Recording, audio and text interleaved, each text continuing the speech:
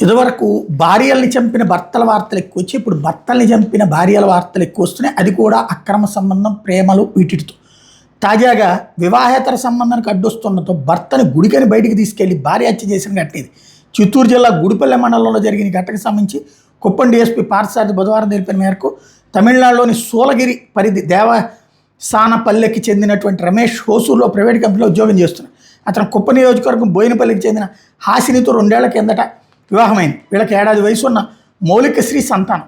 సోమవారం కుటుంబంతో బోయినపల్లికి వచ్చి మంగళవారం సంగనపల్లిలో మల్లప్పకొండ మల్లేశ్వర స్వామి ఆలయానికి బైక్ మీద బయలుదేరారు. రాత్రైన ఇంటికి రాకపోవడంతో హాసిని తల్లి పోలీస్ స్టేషన్లో ఫిర్యాదు చేశారు. పోలీసులు ఆలయ సమీపంలో సీసీ కెమెరాల ఫుటేజ్ పరిశీలిస్తే మొదట భర్త, పాపతో హాసిని బైక్ పైన ఆలయానికి వెళ్ళినట్టుగా అనిపించింది. తిరుగు ప్రయాణంలో భర్త తెచ్చిన బైక్ పైన మరో 2 యువకులతో కలిసి తిరిగి వెళ్తున్నట్టు గుర్తించారు. వాటి ఆధారంగా అటవీ ప్రాంతాల్లో గాలింపు చర్యలు చేపడితే మల్లప్పకొండ ఘాట్ రోడ్ సమీపంలో రమేష్ మృతదేహం లభించింది. రమేష్ భార్య మరో 2తో కలిసి హత్య చేసినట్టు పోలీసులు ప్రాథమికంగా తేల్చారు. అనుమానితులు పోలీసుల అదుపులో ఉన్నారు.